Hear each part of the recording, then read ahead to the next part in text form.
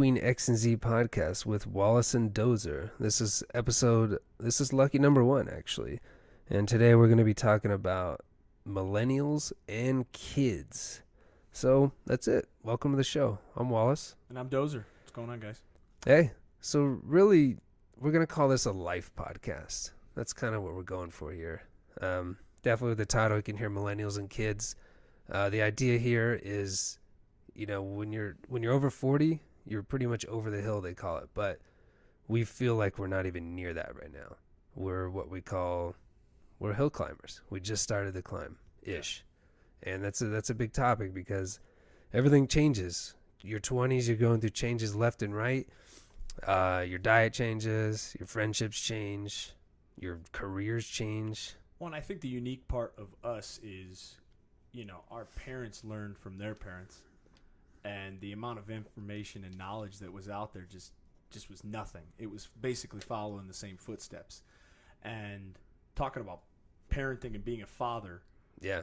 I mean, the role of a father today, the role of a husband, the role of a friend, the role of the role of a male in society. Absolutely. The role of a male in society now in 2016 versus, I'm going to say, our parents, 70s. Listen to all the music in the 70s. It was all about hot rods, smoking in the bathroom, like that type of lifestyle is, sorry to say, it's dead. Oh, it's absolutely. Dead.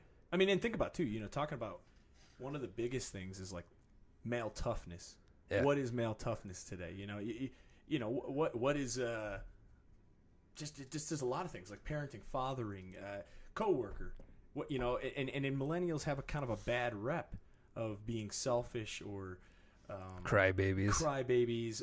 But the real deal is we have a lot of information to learn from, but we don't have a lot of information to learn from because our situation is drastically different than our parents or any other previous generation. And trust me, I hate being called a millennial just because that negative connotation. But of course, it's such a widespread age gap too. That's what it is. Because you're looking at 80s kids and 90s kids, which even 90s kids relate completely different. Now, absolutely. You go around schools now, and do you remember 80s parties?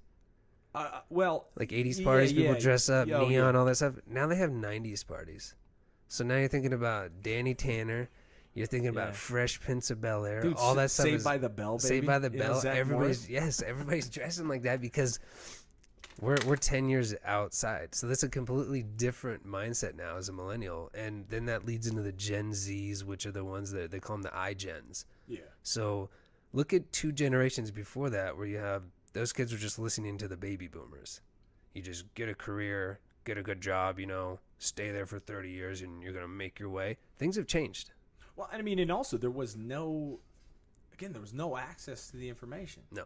You had to basically do one of a few things. And, and you know, too, this is another thing I think no one really talks about is, you know, before 60s, 70s, 80s, you could have basically been into an entry-level job, climbed that entry-level ladder, became a CEO, you know, without any degree, any skill, any technical. I mean, just hard work. And today, that is just not the case. And, you know, so obviously on this podcast, I think one of the things that we're certainly no experts, but one of the things we're just going to try to do is just talk about experiences, you know, hopefully throughout this thing, get some guests on that just have unique experiences and really as a millennial group, try to figure this shit out of life, you know? Everything. We're talking anything from exercising, dieting, to exploring spirituality, anything that's kind of beyond coming of age. Because, it's great.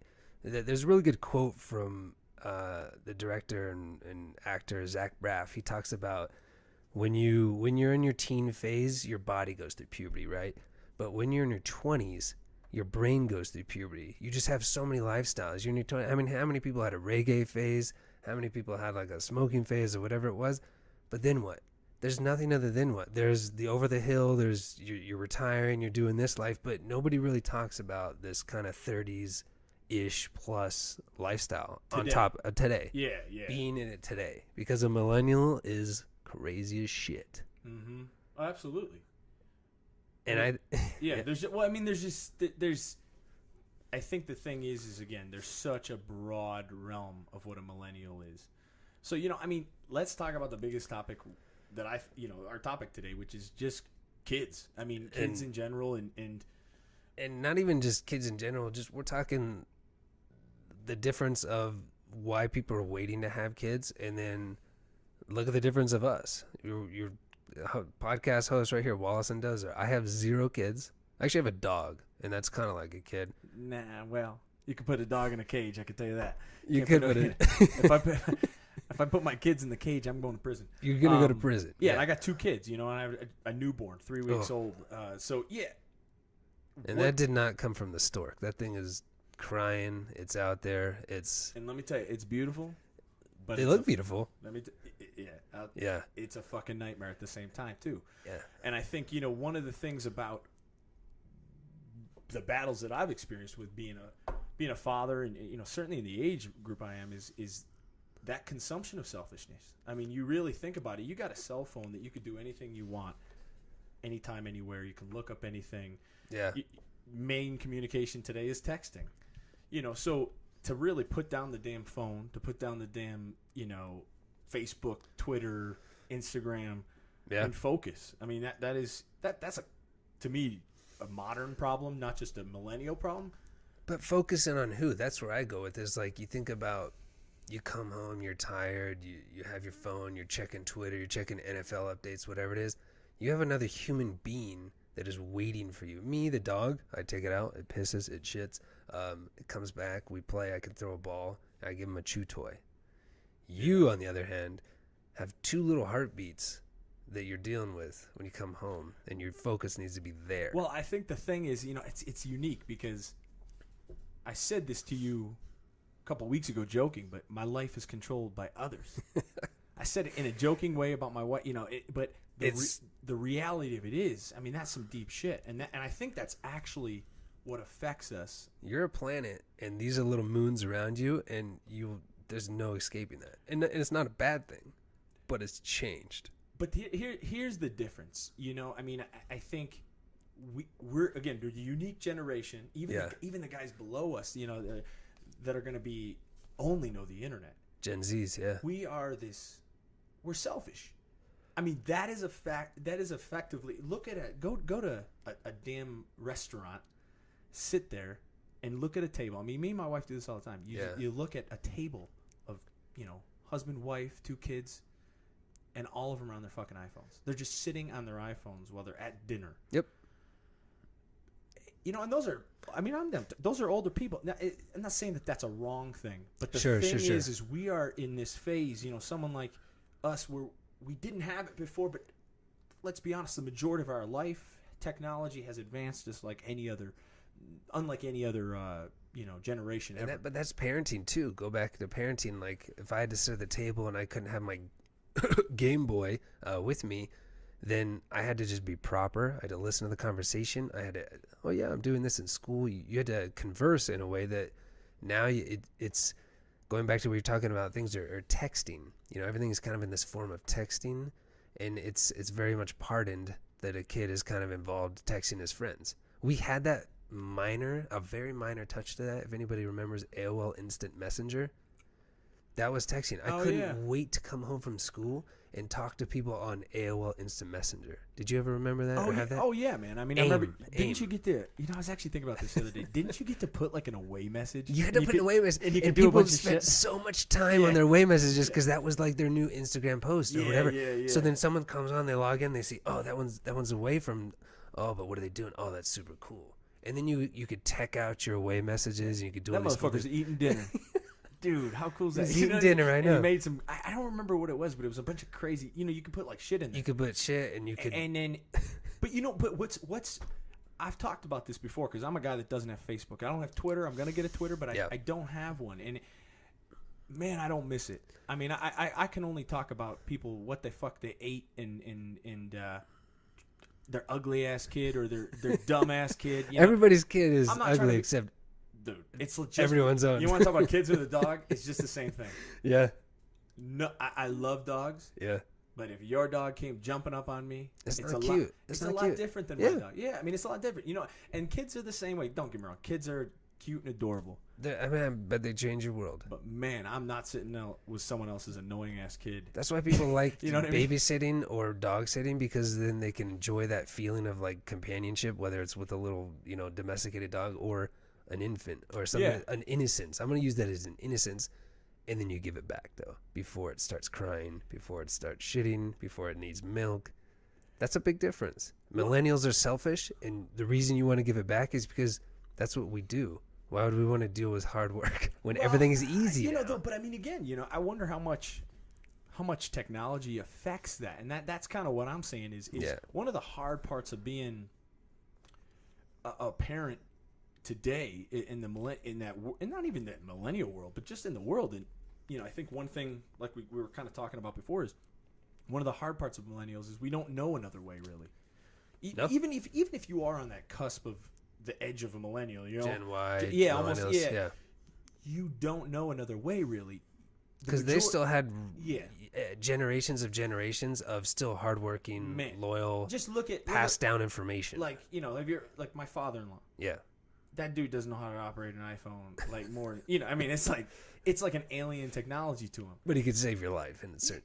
Yeah. But for him though, it's like this will help. Maybe if I'm somewhere, I can get a phone call. For most millennials, I mean, it's a way of life. You're on Twitter. Like, did you see what this guy said? Did you see what this said? And look at parenting. Look at the way that parents are expressing their love for their kids on Facebook, on Instagram. But it's disgusting to me. And that's what millennials run into is look at the way that this builds into that. Look at the way that millennials do engagement photos, wedding announcements. All that shit is built up. We're projecting a life on a social level, I'm going to say.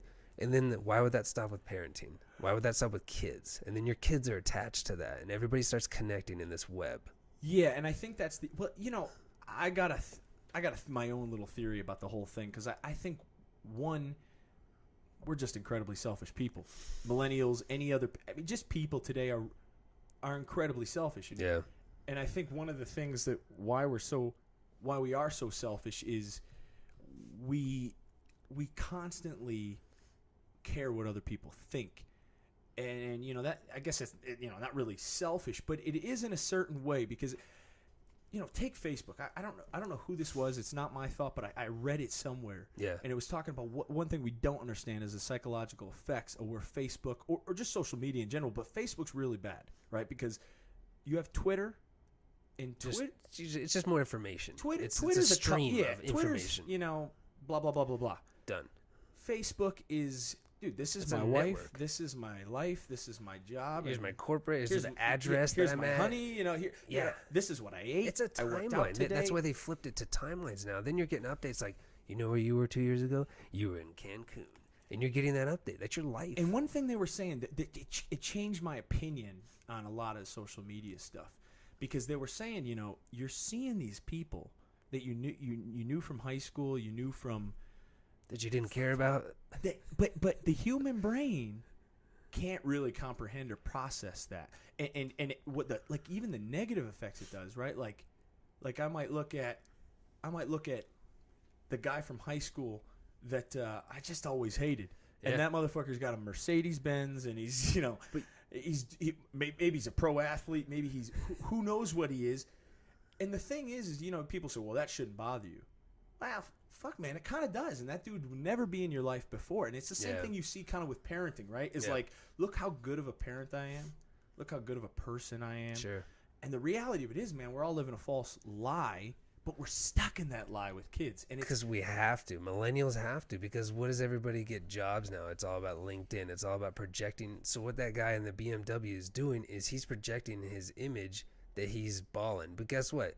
That car's about to get towed in a couple days. He owes money. He doesn't work more than 35 hours a week. Like, it's just how we're supposed to project. Or that motherfucker rented it, took a picture, and then, I mean, seriously. It's LinkedIn. Half the people that take LinkedIn photos are like, oh, I wasn't wearing pants in that photo. I just took it because you have to look proper in a tux or whatever it is. It's projecting a fucking image that you're supposed to maintain. I think we got down a wormhole.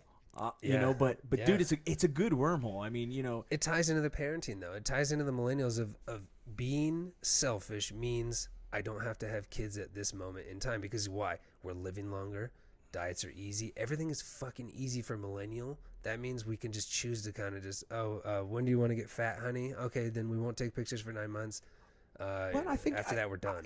This isn't coming from obviously any sort of Puritan belief, but I think we have a real commitment issue. Yeah. And let me tell you something. Kids are the biggest motherfucking commitment you can ever make in your life. I do not doubt that. Dogs are pretty... Yeah, but guess what? I mean, I hate to say this. They got a humane society. Yeah. I mean, I would never do it. It just is a human. But the reality of it is, man, I mean, listen, Michael Vick went to jail for 2 years. You did that just because you go to jail for a long time. And and obviously I'm just joking there. But my point is it's a multiple way commitment. You not only that, you're going to be attached to whoever that person is that you had a kid with for at least 18 years, and then your life. I mean, and that's now that with millennials who are moving back in is what we call the boomerang generation, where we can't find jobs because the economy was so bad between 2008 and 2012. I'll say you're dealing with beyond 18 years. It's not like a fucking bird where they have their little spawns, and then after that they fly out and leave the nest and they never come back. This is not this generation anymore, and now we're connected even beyond that.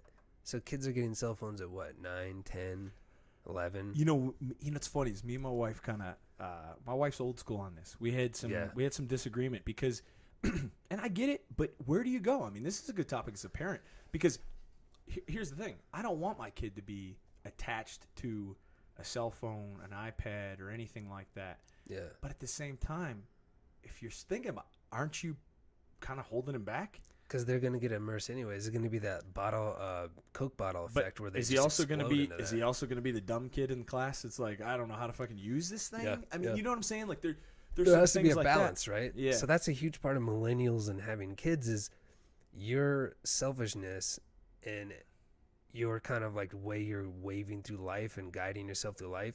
You're going to have to pass that down to your next generation at one point in time whenever you have those kids, but how do you do it? Do you balance it? Do you want to give that nostalgia that, hey, I didn't have a cell phone when I was a kid, so my kid's going to wait? Or do you just let them go into it?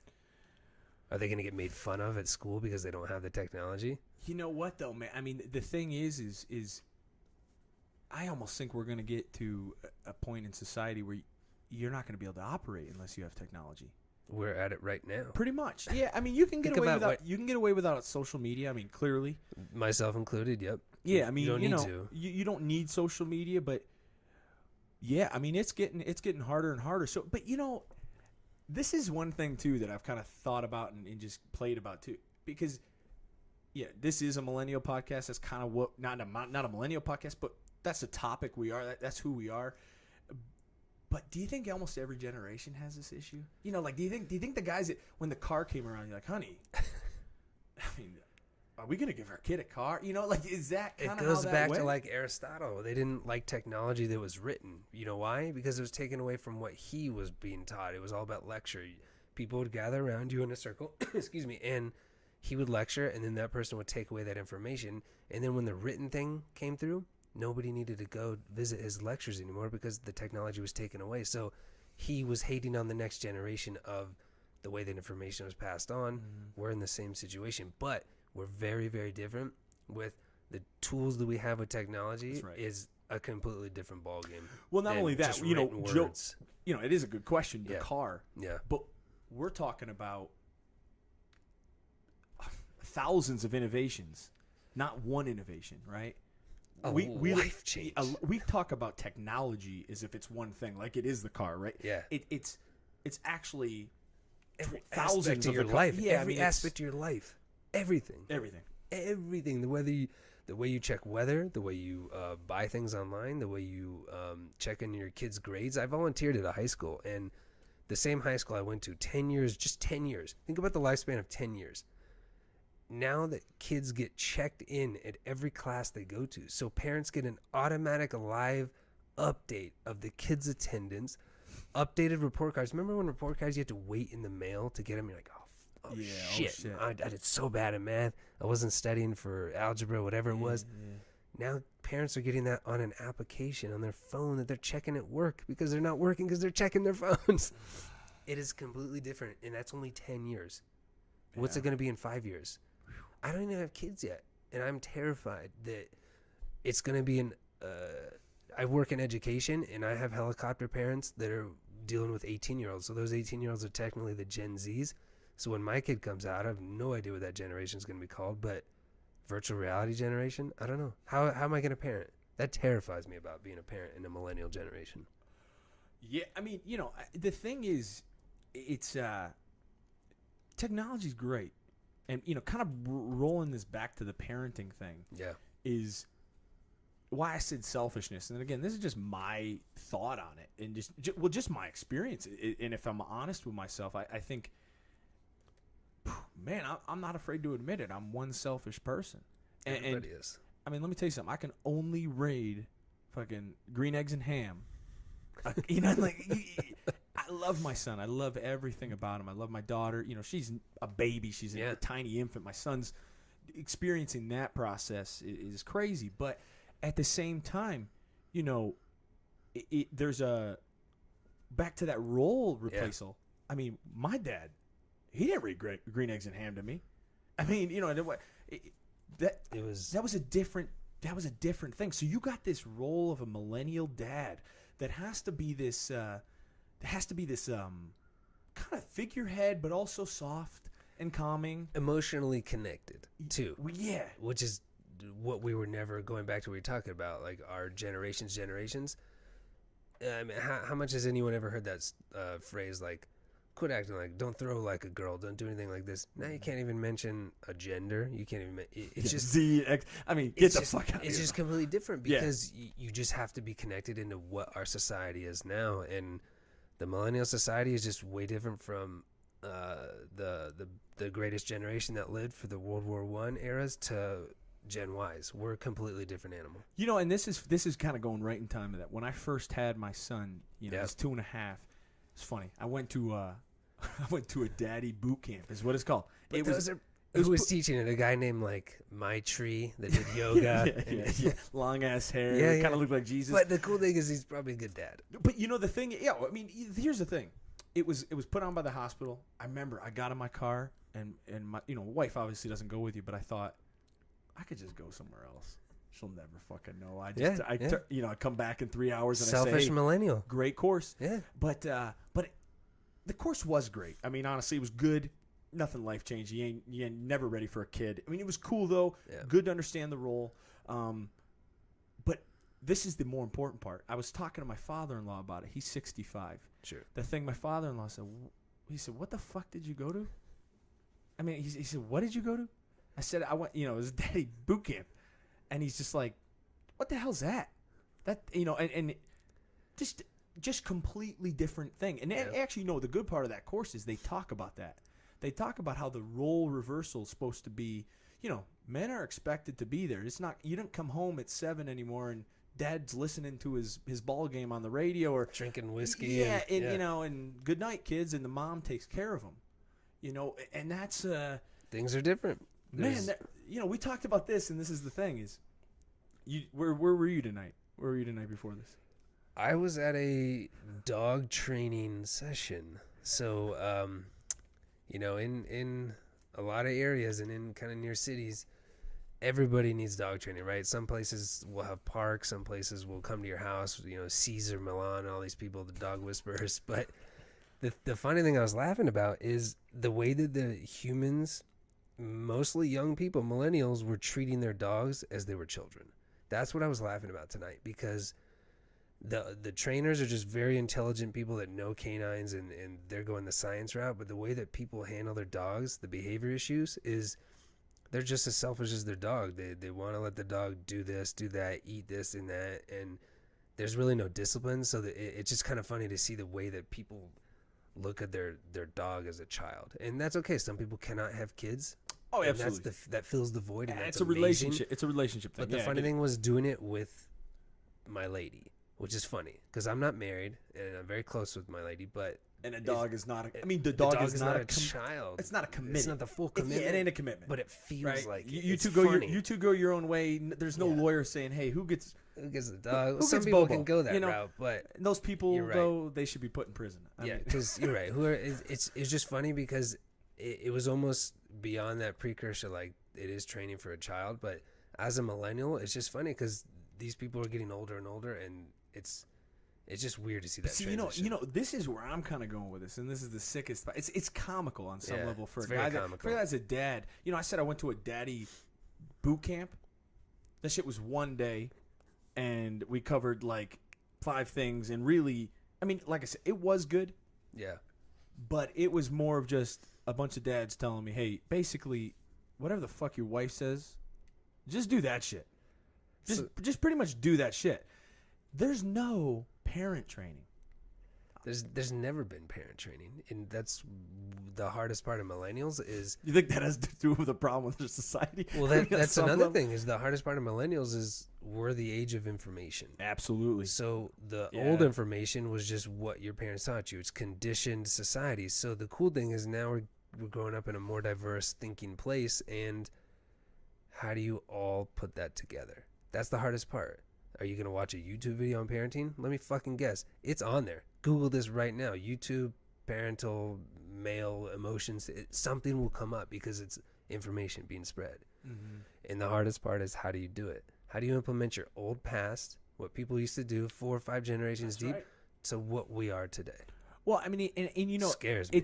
But what is scary about that, and going on the comical level too, is, you know, man, there's fucking Tammy and there's you know, Bobo in some trailer park, and they got 4 kids, and those motherfuckers have no training manual. No. And I mean, you know, talk about age of information. You pretty much got, you know, you have to want to be the, you know, there too, because there's a lot of people that don't even use. I mean, clearly, you know, there's people that you watch the late night shows, they don't even know who's running for president. You know, they don't even understand what's going on in the world. So they're at a rally and they didn't understand the politics of the person they're at the rally. I mean, you know, it's like how it is. Yeah, it's crazy. So we're the age of information, but we also sometimes pick and choose the information that we want to hear. And that's probably conditioned stuff. It's still there. Of course it is. Absolutely. Well, I mean, it's also, you know, I mean, it's, you know, it's mental health on some level, not in such a negative way, but, you know, that's the interesting part about a millennial and a kid. Because, you know, again, this is the name of the podcast. We're just going to keep going off on topic. But the point with where I was getting with selfishness is, I think the interesting thing that's hard for me is it is hard to just go, when your life goes from 0 to 100 before you know, still men, look at the statistics, men were not in the household. No, they were out killing. It came from the caveman when we were out hunting to now we were out making the, or what is it, always getting the bread or making the bread or whatever it was. I mean, even up until 90s. Yeah. I mean, absolutely. Today, man. Yeah. I mean, the average man, you know, and this isn't, I'm not going to get into a sexist debate or anything about that, because I don't want to climb up that tree. But I mean, the man works. Not saying a woman doesn't, but the man works. And still. But the thing is they don't, you know, 5, 6 o'clock. Let me tell you something. My day ends 4:30, 5 o'clock. My son goes to bed at 8.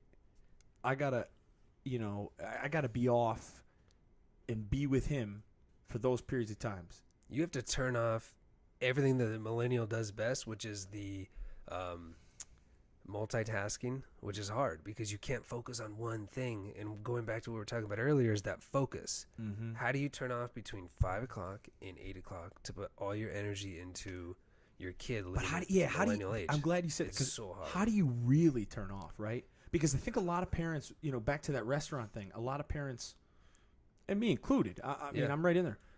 A lot of parents, I'm turned off. That's because they're present. They're in a room with another person. Sure. But they're really not in a room. They're on their fucking portal, looking at talking to Jim about some funny YouTube. Not even talking about looking at what Jim ate this morning. Yeah. You know, and then looking at Debbie's ugly ass son and how his first day of school. You know what I'm saying? Like, yeah. And it's like, and I think people, at least me, I looked at why I got rid of Facebook is because I would sit there and I'd go, what the fuck am I looking at? I did the same thing. 2012, I got rid of it because the last 3 things I saw, I'm not going to name any names, but it was a wedding proposal, super corny pictures. Second one was somebody checked in at Chipotle. They checked in at Chipotle. That was the big news of my fucking day. Was seeing somebody check in Chipotle. Another one was somebody's rant. It was their blog of, not their blog, their whatever their Facebook message was a bad day, this, and this. I don't care. I'm sorry. I'm going to filter that out. I don't want my future children to have that filter in. So turning that off was the best thing I've done by far. And absolutely. I don't think parenting would be any different. It's been a little over a year for me, and it was one of the best things I've ever done. And, you know, the interesting part is, don't get it twisted. I mean, I'm not saying, Facebook came out of my life or social media came out of my life that things changed. Because I noticed, too, I'll find something else. I'll look at ESPN. You know, and then I'm getting distraction, and then I'm getting in a wormhole. That's the problem with information society is it's real hard to turn it off. I watch the World Series. I don't even like baseball, but I watch the World Series, and then I'll see who's this pitcher. I'll start looking up who this pitcher is just because I can. And what do they do with stats now when they show a fighter in UFC or a pitcher in the MLB? They show their Twitter feed. They show how they're connected, and then what do they normally do with anything now? They show reactions of people to whatever happens. So they show other people's reactions.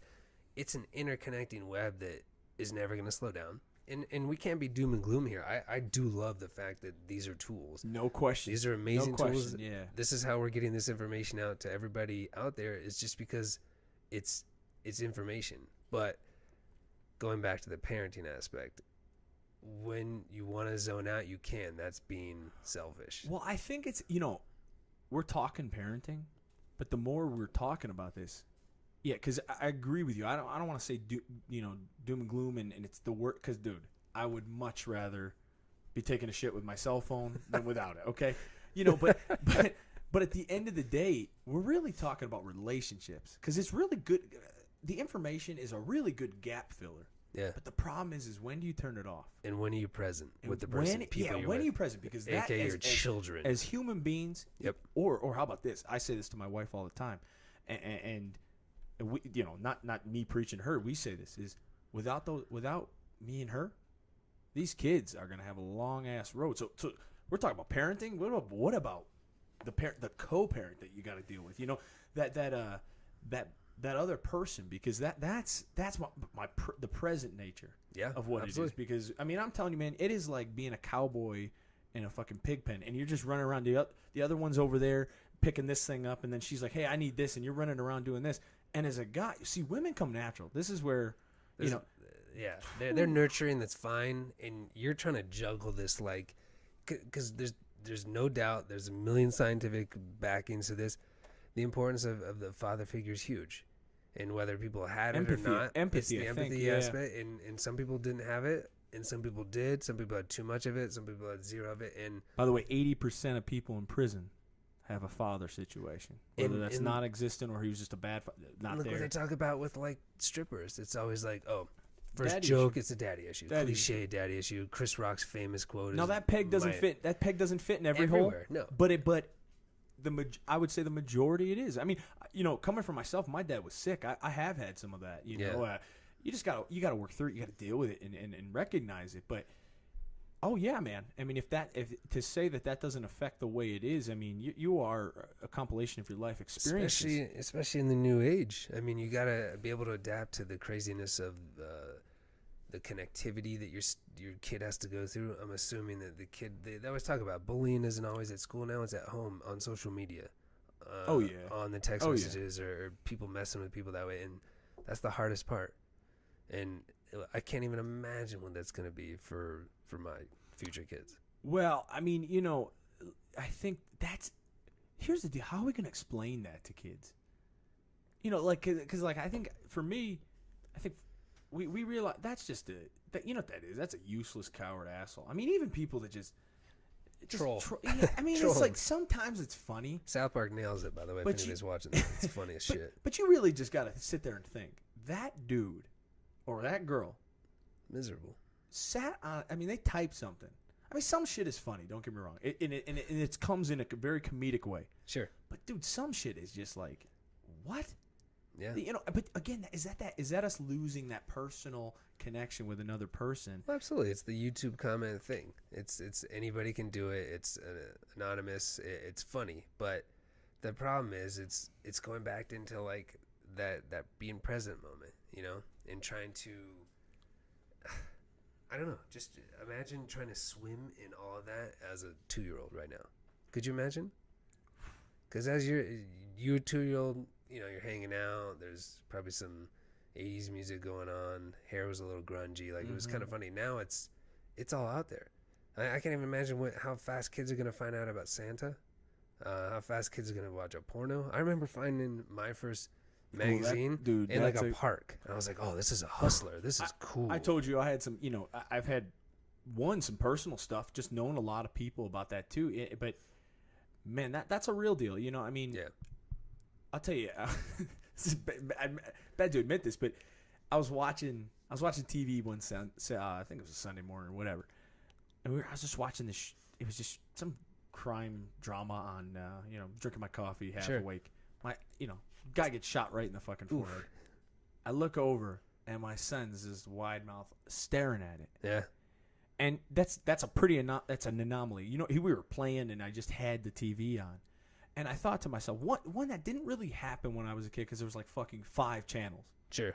And it was, I mean, they're really staticky. And, yeah, I mean, and towards when I was like 7, 10, shit like that, there was obviously more channels. Sure. But that's another thing. I mean, not coming from a Puritan standpoint, but what does that do to a brain of a child? You know, I get the caveman mentality and where we were before, but man, let's be honest too. You know, we're not there. We're not these cavemen anymore. We're not. That's not just. We just can't do that. There's a civilized approach to it. And I did a study on that in a psychology class one time in college, where I actually counted how much violence there was in one cartoon show, and it was over like 80 acts of violence. Cartoons. We're talking. What do kids do every Saturday, or what do kids used to do every Saturday morning? Watch cartoons. Yeah. I would get up, if I could get up by 7:30. Hell yeah, man. Saturday morning cartoons were awesome, but look at, like, Elmer Fudd has a freaking double shotgun. He's trying to kill him. Yeah, he's trying to kill him. And you're like kind of like laughing at it, and it's funny. Things happen, but like look at the violence that happens with like, and that builds into teenager phase with like WWF that used to be. Violence is just a part of the nature, and like you said, what does that do now that it's crystal clear, HD, every channel, 1,000 channels of it, different versions of it? How does your child absorb that? Yeah, man. I mean, and you know, like I said, I don't think some of it's not bad. I think some of it's just life. But the problem is the amount of consumption. When I was a kid, I might have saw a few things, or you know, for me, like porn. Think about what you just said. Sure. What was the age you saw a magazine?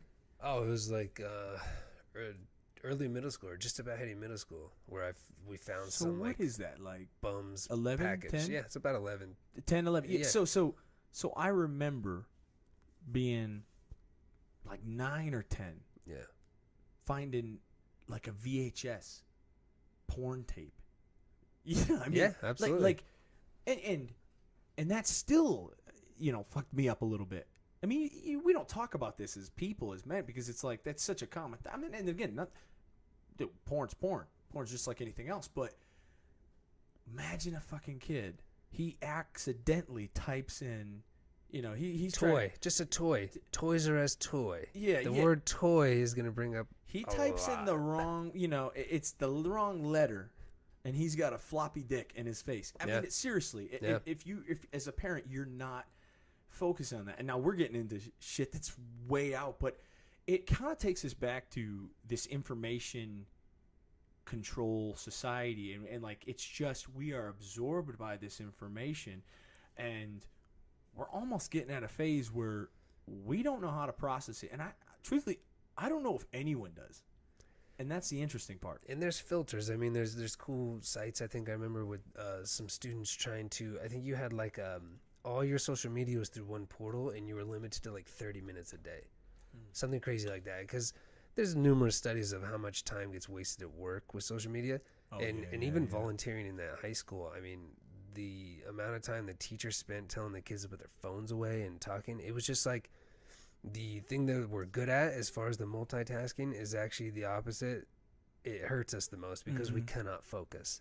So as parents, it's funny to watch my parents and my grandparents get technology, because I noticed that they're on them a lot more.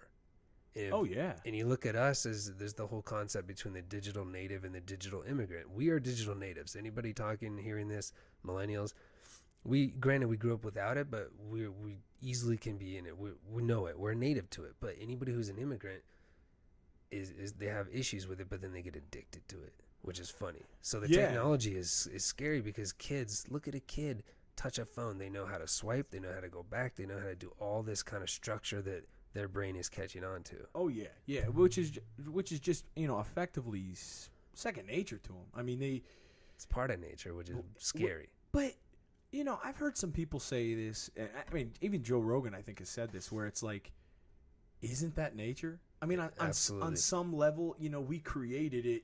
It is, it's as organic as anything else. I just think the thing is it's come so fast. Nothing in human history has come this fast. Look at the 10 years once again. I mean, I could be wrong, but no. I can't think of anything. I think it was Terrence McKenna that talked about we have had over 100 years of information condensed down to less than 25 years. Yeah. So imagine just generations that have had to grow into things and learn by mistakes. Now it's just we know the information. It's so easy. Well, and I get like the thing I get scared about, as a father is like, have you ever heard of these studies about like Japan and kind of how Japan's culture? Pretty fucking fascinating. There's cuddle they're rooms. Amazing. But there's cuddle rooms over there. Yeah. Listen to this. I mean, and I probably misquote, but these women pay to be hit on bars, and men pay to be cuddled, not sex. They pay. I just saw for that cuddling. recently. Yeah. I mean, it's crazy. I think Vice does a pretty good documentary on it. I did read that. It was pretty. Their population decline, which, hey, overall ain't a bad thing. Yeah. I mean, let's be very clear. But humans around. But the problem is that they're dealing with much more than a population decline. They're dealing with a disassociated population that just does not care about people around. And they've had, they haven't had technology longer than this, but technology has been more of a cultural thing for them. Yeah. Than it has been here, adopted here quicker. And they've been oppressed too, obviously. I had a military friend that lived there for 5 years, and the funny thing was he talked about his concept was they're going through their 70s phase. And the funny thing is, like, what culture do you always see that do a peace sign when they travel or take pictures? It's peace, peace, peace. And this is where you can go by. Let me tell you something. They take pictures, man. They take pictures. Everywhere they go. Because that's like a new thing to them. And the funny thing is, you can buy used panties in a vending machine. Yeah. Like, you see that type of stuff. And the scary thing is it's just they're waking up to things, Like Japanese porn and the anime and all that shit is another expression for them to release that oppressed sexual desire or whatever they're going through. And that's we're very lucky to be in this country, in this time and place, and with what we have in these tools. The main issue, we have our own, we have our own sexual oppression. But it's interesting to me because I feel like they are. I don't know much about them. I just know that scared. Bet talked about like social media and stuff. Yeah, that's almost where we're headed. Most people don't know how to have a real conversation with a real human being, and in fact, that's what we do desire. Sure. I mean, and that look at we've talked about this off thing, but look at podcasts. One of the reasons podcasts are so popular is because I'm not an expert. You're not an expert. Most people that are on podcasts are not experts. It's a conversation. It feels intimate because it's someone talking to you. That's why the people that are doing, they do road trips, they drive trucks. They love that because it's somebody talking to them. Absolutely. And it isn't scripted, and some of it's just random talking. Some of it's, but you feel like you're in a real conversation versus you're watching some news thing where it's like next up a man was murdered downtown. And sure. It's very non-personal. So I think as people, we desire that intimate relationship. It taps into the whole tribal thing. You go back to the African days when we would be gathered around a fire and you'd listen to somebody talk and you kind of converse in small groups, which we don't have anymore because you go to a grocery store. Who wants to see a checkout person? I'm going to go to that self-checkout right there and get the fuck out of there. Go in my car, put in a podcast because I'm not listening to a radio. It's just kind of like we're selecting our tribes that we like to listen to. And once again, going back to the millennials and podcasting, or I'm sorry, in having kids, and well, how do you teach your next generation? That's what gets me. This is what the funny thing is, like with the dog. I'm there, I'm laughing at other people because they're treating the dog and they're training like it's a kid and they're so happy and stuff like that. That's all positive reinforcement. I like that, but I laugh because, like, how the hell am I going to do this with a kid in this day and age? I was checking, my lady was looking at her Fitbit during the training, so there's some things being missed, which is funny, and phones are out, couples that are one couple sit. Couple assholes probably took a picture too. I mean, it's just like... the distraction, the multitasking, it gets in the way, and I think what terrifies me is my selfishness to, am I going to be a good parent? That's what it's scary. Yeah. Now, I almost think for me, you're going to be a good parent. If anyone can. But you think about what makes a good parent, what makes a bad parent. I think the difference between making a good parent and a bad parent is the selfishness. Which is what millennials are known because, for. Because, again, this isn't covering every blanket, but even men, women generally are not selfish. I mean, again, I'm talking about it in the context of parenting. And when a woman has a baby, it is honestly, it's a very special thing. The way they know how to handle a baby, a cry is nothing to them. Again, not every peg fits in that hole. Yeah. I feel like the majority of women, though, it just happens. No, there's studies. If a woman sees a brand new newborn, I think their eyes dilate a little more. Like, there's certain chemicals that kind of knock up their internal reproduction system. Let's not forget. I mean, this alien was inside of it. I mean, really, like this an alien thing. Yeah. Well, they never. Yeah. And I say that not in a funny way, but it is an alien. They never met him. I mean, that was a fascinating thing for me when I first had my son. I didn't know what was going on. I mean, and I was in a much different place that we'll get to probably later on this podcast. Sure. But it's like I didn't know what's going on, and then I experienced it differently with my. I had my son now, and then having my new daughter. I still felt the same way, some way, because I felt like the baby wasn't real until the baby came out. So does it go back to, like, you never really have, as males, they always say you never are a parent until you see your kid as a male. That's what they always say. Women, they have this like intuition. They know when they're pregnant. They know when this is happening. They know the sex of it. The dad never sees it or cares until they see it. Yeah, I mean, I think so. I mean, I think there's a huge part of that. Sure. But I think that for me, it was a much. I don't think you snap from being non-parent to parent. I just don't. I mean, even a woman. I mean, my wife breastfeeds. That's a very intimate thing. It's natural. But man, you got to deal with things. You got to deal with negotiations with a kid. You got to deal with stuff. You're trying to get out of the house, and the kid's telling you, no, he wants these fucking purple socks on. And it's like, listen, I just gave you socks. Like, just put the damn socks on. And of course, that's what's in your head. You don't treat a kid that way. Yeah. But when that shit boils up, you do start to go, what the fuck do I do here? I mean, what is the answer to this? And there's no book, like we talked about. Oh yeah, there ain't no manual. Hey, if he doesn't do A, B, C, go to D. Yeah, and then scroll down to page 4. Yeah, it doesn't do the D. Put him in a cage. Fucking tell him like Caesar Milan. It doesn't work like that. And so that's the fascinating thing for me. I think you become a parent. I think it becomes real to you when you see your kid, right? I think for a woman it's always real because they're having that baby in them. I think it became real for me when I see. You know what that is it going back to the main idea of the topic. It's going back to commitment. Once you actually see that thing come out, that is a commitment that it's life. Good point. That's the very beginning of the commitment, and I think millennials are going to be okay. Kind of going down that path of doom and gloom.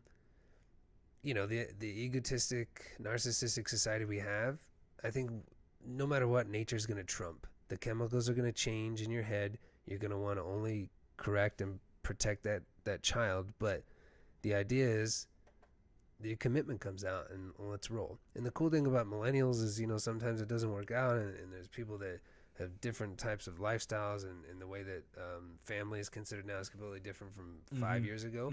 But the idea is the commitment is still there, which is nice. No, yeah, and you touch on something too that I think is important. Talking about instead of doom and gloom, the positive is we also have an opportunity like no other generation to share, absolutely, to understand, to because again, I'm a brand new father, and there's shit that I go, man, I just don't know how to deal with this. I mean, I just, I was telling my wife, and this might make me sound bad, but I'm trying to be honest. I had a bad day at work. I had a bad situation. Some asshole cut me off, and then it just was that type of day, right? Like we're one after another.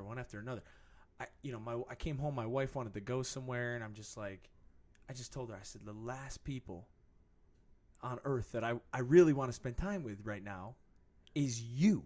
Sure. And the kid, and it sounds so bad. I mean, I felt bad saying. My wife even said, like, what the hell was that? But it was a feeling inside of me, and I think, if I wasn't honest, I could have sat and I could have went with them and just zoned out. I mean, is that any better than being honest and saying, hey, so what I did was I went out, I took a walk, came back and said, listen, I just needed to cool down and break for a second from life rather than live, I'm present, I'm here with you, but I'm not here with you. And that's the change we're seeing with like millennials and talking about going back to emotions, and you were at least emotionally honest. Oh, yeah. Back in the day, the dad would have just shot a whiskey. Oh, back in the day, he would have said, bitch, shut up. That's what would have happened. I'm watching my game. Yeah, and that it's a Give me completely a beer. different ballgame. Because no matter what, the stress has not changed. Dad was coming home. Dad gets cut off by the asshole in the 50s or 2016. Nothing's changed. It's just how Actually, you almost think a difference, maybe a little more stress on some level. Because I think one thing that's interesting is, not every household, right? But a guy back in the 1950s, that dude had all the weight on his shoulders, pretty much. That's the dude paying the bills. That's the breadwinner. There's no stay at home. That doesn't exist. The stay at home mom was that. Yeah, that was there. I mean, there was no working mom. There was no women out there. And that's a different stress, man. So I mean, part of where I've come from, and in a realization, and like I said, that makes me sound like a dick what I just said. But if I'm not honest with myself, I'm never gonna grow in that realm, because absolutely it's tough to deal with that. It's tough to deal with being a dad, being a man in today's society, and just look at the distractions we have. Look at the people that zone out on World of Warcraft and can come home and live quite literally a second life. There was that whole big program called Second Life.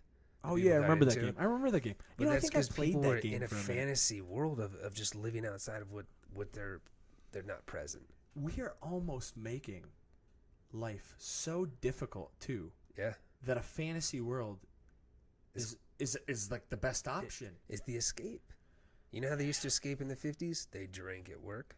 They drink. Oh, and and as a society, we still do that. I mean, I think we do. Talking about we touched on porn. Yep. Before too, because it's interesting to talk about that with relationship wise, because that's another thing that we have that is unique. Now that's not new in history, because men have either cheated or done things forever. But again, that call it moral, whatever the hell it is, it ain't fucking right, man. It's an escape in a sense, and it goes back to being present, because there's good sides of porn where wife's out of town, you just want to just yak off to something cool. That's fine. Yak off. You just want to do that, but there's a difference of watching it every night while your wife's sitting in bed, or vice versa. The woman could be doing. Well, it's just like a matter of anything else, right? I mean, the question is, what are you doing it for? Is it affecting other things for you? Yep. It's just like people always say, weed or even heroin, coke. What are these things? I mean, I'm not recommending you go and do heroin and coke, but the point is are you going to be an addict if you do it one time, a couple? No, it's about repetition. It's about what is it doing for you? Yeah. Is my wife going to bed and I'm going in the bathroom looking at porn and masturbating when I could have an intimate relationship with my wife? Yeah. If that's the case, there's probably something really twisted there, or what am I looking at too? You know, that was the thing. You know, there's people that are fucking crazy. And you know, it's getting worse and worse because now with being a millennial, you have VR. I remember hearing something on a Duncan Trussell Family Hour podcast where he's just talking about how people are going to start doing VR sex, and that's just an extension of the Second Life thing. So maybe you had a wife and kids in Second Life, you're building houses and doing all this shit. Now you can actually do things with them, and it's just a next step into the escape. But I don't know, man. Maybe I stand alone on this. Yeah. How fucking crazy is that? I mean, actually think about it's fucking crazy. Think about human history before. Fuck, way long ago. Let's talk about 1930s, the Great Depression, even early 1900s. Majority of the people, they barely got by. Yeah. They barely got by. I'm not saying that they were happier or anything like that. We have everything at our fingertips. And you know what we quite literally. One of the biggest things we do is, I mean, pornography. Sure. Like, you have an opportunity. Right now we're warm, we're fed, we're hydrated. You know, if we're hungry, we can use that fingertip to Grubhub something to your house or whatever. I mean, it's we easy. It's we have a refrigerator. We have all this, yet we need a second life to are we weak as a society? You know, like Facebook, like we're in a house right now and there's maybe 400 homes in this entire neighborhood. We could simply have a connection, have a party, have whatever we want, but I'd rather talk to Jim, not talk to Jim. I just want to see what Jim's doing from, you know, my high school. Yeah. That I didn't really like Jim, and I thought he was an asshole. He's got a nice Mercedes now. But yeah, he does. He does. You know, something. In his parents' basement, though the reality is the dark side of it. His dad's car. Yeah. But you know what is that, man? I mean, it's crazy. It's just, I think that we're connected, and it's hard to disconnect. And I think the main thing is finding that balance. And then we go back to the being a parent once again. Yeah. What is it like to be a millennial and have kids? Well, it's navigating your goddamn sea of information on top of theirs, and then how do you connect together? Yeah, that is the hardest thing.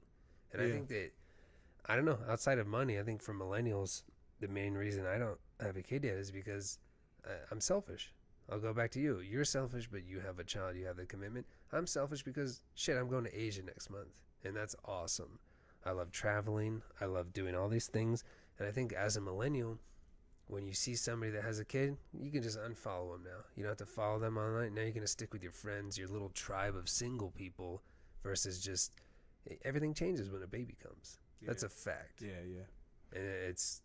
But, you know, I think, you know, just to be clear, selfishness, you're never not going to be selfish. I mean, you might be selfless, which I think is really what you are as a parent. But there's always... I mean, human beings are just selfish by nature. I mean, at some level, I think the difference is you're not always going to be selfish. You see, you have when you don't have kids, you have just a girlfriend, not even you're in a relationship. You can still be selfish. Hey, you go your way, I go my way tonight. You know. Yeah. But when you listen to marriage, I mean, that shit changes. It's changed recently. It's a realm. Yeah. Well, I mean, and I think millennials have changed that. We used to. You court the girl, you get the ring, you marry her, you have the kids in the first 2 years. Now people have like 2 or 3 kids without being married yet.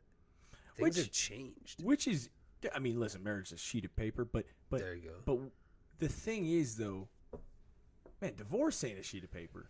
You know, I mean, you know, it's half your house. That's the interesting part about marriage to me, you know, and because listen, parenting generally happens when you have a marriage, you know, fathering, mothering, that could happen without, you know, I mean, that's not true. I mean, you can be a parent together, but that's an interesting situation. That's more of a father mother to me, not some people do real well co-parenting, you know, from a distance, but the point I'm trying to say is like marriage itself is the first test of selfishness, but don't get it twisted. You could be very selfish in a marriage if you don't have kids, and that's okay. There's nothing wrong with being selfish. Some people choose that route. They don't want to absolutely reproduce because they want to do this. They want to go help tribes in Africa and rebuild this and learn languages. And That's awesome. And that's cool, man. Listen, not everyone needs to have a kid, and for God's sake, Some people can't. let's hope not. Well, let's hope not. We got 300 million people in this damn country. Yeah. And I hope not everyone has a kid, but we're still talking about what is that life like as a father, or in 2016. if you do want to have a kid, or let's just even dumb it down. I mean, if you want to have a marriage, you want to have a relationship, because people say some things like, well, marriage is, this, and what about divorce, though? I mean, we are a divorced population. 60%. Yeah, and what is that? I unfortunately, the more I bartended, the more I saw that the divorced people I talked to were the ones that unfortunately weren't millennials. So anybody that kind of waited to get married, there's more studies that came out recently that were kind of 28 to 32, they succeeded longer. And I think that the people that got married at 18, high school sweethearts, didn't get to kind of do the cool shit that millennials can do now. That's the beautiful thing about our generation is we have everything at our fingertips. We have the easiest life possible. We can enjoy a lot of it, but there does come a time and place, especially with being a hill climber, where you start seeing kids and you kind of want one. You start seeing marriages. Oh, well, maybe I should settle down there. There's a time and place where that nature does not go away. Oh, yeah. Well, I mean, I think there's the just like there is with a career, right? There's the whatever you want to call that, a biological clock, the judging of yourself, absolutely the what's going on. Am I, there's like a self hierarchy. I think it's Maslow's psychological self hierarchy. You need to have some self actualization. Yeah, I mean, I think that's the top of that. The top of that list. And for everyone, it's funny because I think some people that don't have kids, they look at people with kids and they kind of go, deep down someday, man, that would have been nice. It'd be nice. It'd be nice when I'm 60 to have my son come back and if I do a good job. I mean, it's an intimate relationship, and you ask anybody that has the child, their life would never be the same without him. Like, this is a completely different switch in mindset. But if I could quote like the funny Tosh.0 when he was making a joke about how like something happened with it. They had a pregnancy scare, but it didn't end up working out. And he just says, that's okay. You can just go back to being selfish because it's funny. Then you can stay up late, order pizzas. You don't have to. It's funny. I never heard that. I forget what skit it is. I have to find it. Somebody can Google it and tell us. But it's funny because it's so true. It's removing yourself from commitment. You're doing late night pizzas. You're going out late at night. Go to a big city. Go to New York. There's Sex in the City shit exists. San Francisco, LA, Boston. People in their late 30s are still having a great time because we're hill climbers right now. We're not over the hill as far as like looks and skin, kind of like getting cracks and just getting old. We're not at that phase yet, but we're not young and stupid. So it's you're in your prime and you can be selfish and it's awesome. But when do you not do that? When do you make that stop? And that's the difference of us right now is as millennials, we're both millennials, but you have 2 children. I have dogs that go to training. Yeah. Actually, it's funny. The funny thing about dog training is the dogs go to training and you go to training. The human has to go too. That's what's funny about dog training. Because it's like, it's just an interesting, it's an interesting world, because the thing I think that is different about a dog, right? Is that intimate connection, right? It doesn't want to wear purple socks when it leaves the house. But though kids strive for your attention in a very different way than a dog does, right? Your dog is like, holy shit, you're home. And can you feed me? Yeah, you're home. Feed me. Hey, you're home. Hey, pet me maybe. Kids, it's funny as they progress. There's a period where they just want to be cuddled. They want to be coddled. They want to be with you, and then there's a period where they're testy because they want. Sometimes my son it's almost like he wants to get in trouble. He needs that. There's this emotional thing in him that's like, you know what? I'm gonna throw this shit at you. And I saw dogs do that too. Dogs know how to push boundaries. They'll see what their limits are, and but at the end of the day, the dog cowers. It can go in a cage and cower. Put it outside. Well, most likely it cowers.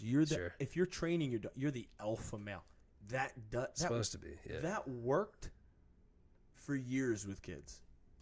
It doesn't work in today's society. Not in 2016. It just doesn't. I mean, and you know that's what? male toxic behavior, is what Duke's new setup would be. That you could get rid of it by going for a week with some women's groups. I'm sorry, women's groups at Duke, but not all male masculinity is toxic. I understand it's a sore subject there with your lacrosse team, but not every guy is like that. Hey, weren't they acquitted? I'm not sure what happened, I but thought that there was this whole setup of basically of anything from porno to acting machismo or anything like that. You would go to a sanctuary for like a week, and these women guidance counselors would help you detox that male toxicness. I don't even know. I don't know what to say. It's just what, once again, going back to being a millennial parent, going back to being a millennial male, and anybody right now that's a millennial, it changes every day, which is ridiculous, but you still have to be on top of it. You don't want to, how are you going to pass that down to your kid? If your kid can't be a caveman. That's where I'm going with that. But you know what's interesting about it is, man, and that's why I'm so excited we're doing this podcast, because we can kind of just all learn together and just kind of toss ideas. I mean, and shoot the shit, because the reality of it is that is there's so much disgust I'm still thinking about with what you just said about this Duke shit. I never even heard of this. But you're such a pig.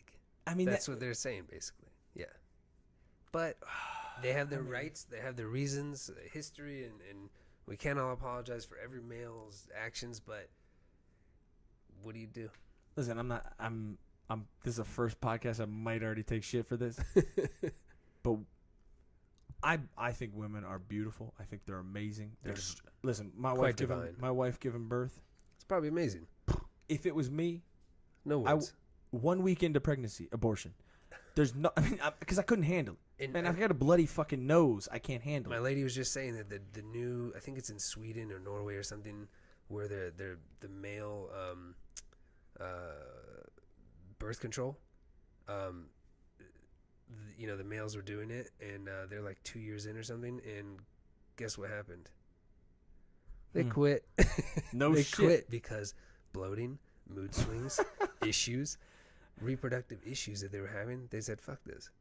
We're not built for that, man. Women are strong. Like we're definitely not built for that physically. They're very and I know strong. You're not saying that. Yeah. No. Listen, I mean, they're strong. There is a woman without this world that doesn't work. But the thing that pisses me off a little bit about that Duke toxicness, I think that's the problem with it. Don't get me wrong. I mean, I think there is this balance of before. Like I also don't think the role of 50 years ago, tighten by your bootstraps and just move forward. That shit don't work either. No, it as we clearly see with mental health it's issues. Called I mean, emotional repression. And whether you have large mental health issues or you just have socially mental health issues that really affect the population, everyone has some sort of defect or something that they're dealing with.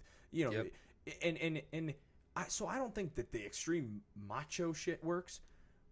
But to say that men are different and not different, and that inherently being a man is wrong. I mean, we can't go too extreme, No, I mean, that's why you need to have that male figure. It goes back to like just being there and being balanced into what is accepted in today, but at the same time not letting it go too far. Listen, I'll let technology. I'll let everyone else do that research, because I mean, I've done it on my end. I mean, it's pretty astonishing that it's almost astonishing that's not talked about, because the male in a household is a huge deal. Absolutely, it's a huge deal. It is in the role of a person in the development. So is a mother. Not taken away from a mother. You need a yin and yang, man. Yeah, it has to be. It's just a male and a female energy. And without them, but the real problem is we have some mothers that aren't there for the kids, but there's a lot of fathers that are not there for the kids. That is far more common than women. Are we going to sit there and say that that's because these are just macho assholes and come to some fucking training with women that don't know how to do shit about men? Well, they didn't go to daddy boot camp. That's what happened. Let me say, you don't learn shit there either. You learn how to write a check for it. Or you learn how to change diapers and shit like that. But the thing I'm trying to say, for me, that's the hardest, is one, selfishness. Millennials. Two, is really being emotional, and not too strong. And I mean emotional, not sad. I'm talking about being, when I was telling about the story about my son and his socks. Men, listen, me and you are, we're camping or we're doing something. Just put the white ones on. It's like, what the fuck are you doing? Yeah. Let's go. Well, let's put the shit on. Let's get out of this damn place. Yeah. And guess what? If I did that too many times, you're gonna be like, dude, I just ain't going with this motherfucker anymore. Yeah. I'm just not doing it. And of course, good point. The thing is that's just, now you got to teach this person this thing. You got to do this, but you also got to work through your things with that. And I know that sounds very mean, because every time anyone talks about their kids, it's like, oh, I love my kid. He's amazing. I love my little girl. She's an infant though, so it's much different. But that's the process of millennial, and I think where we're struggling is we're this generation that's being pulled by our left and right hands and just almost pulled apart. Is you got to be macho before, right? Like these fucking pussy millennials. Yeah. And then it's like, hey, the far left, right, is like, hey, well, you guys got to be, what the hell? You can't say bitch. That's a bad word. That's feminist. It's offensive. Yeah. It's like, are you out of your mind? So I don't know. And I think kind of tying it all together is just when you are aware of your emotions, you're present. And what do we talk about? You're not being disconnected to what's going on, the behaviors that we have with our kids. And the idea of just being a millennial and having a kid is you got to be present with your emotions. And I think controlling those emotions, being the parent. What I do for my dog, like I would get pissed off and my dog wouldn't piss at the right time or do this, and I'm like, oh my, this isn't even a child yet. Oh yeah. And I need to just it's just, once again, nature hasn't changed. Our chemicals are the same. Testosterone still exists. It's all there. It's just doing it in 2016, soon to be 17, and navigating through all that shit. Oh yeah. It's the hardest part. Yeah. It's hard. It's only getting harder. This is we started this topic talking about kids, and I think we probably got to wrap this podcast up here. Yeah. But it's an interesting thing, because I think we'll see how this goes. But this was the first topic when we kind of got off on 50 different things. But that's what millennials, what we're talking about. It's interesting because we talked about millennials and kids, but I think for me, this is in fact the millennial situation, right? The hill climber thing. The thing we're trying to talk about is, hey, how do you just better yourself? And as a parent, we're hitting multiple things of topic of conversation here.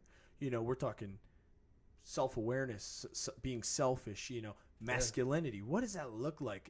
Knowledge. What kind of knowledge do you take? What kind of knowledge do you give? Diet and exercise. Is that making your mood better? Diet and exercise. So this is kind of an open-ended question or topic of today's podcast. Where we're going. Yeah, I mean, but it's definitely worth it. Something that's huge out there. Yeah, and we're climbing the hill. We hope you are too, and that's where we want to go. And we hope to have you along for this ride. Absolutely. Thanks for joining us, guys, and we'll catch you next time. See you.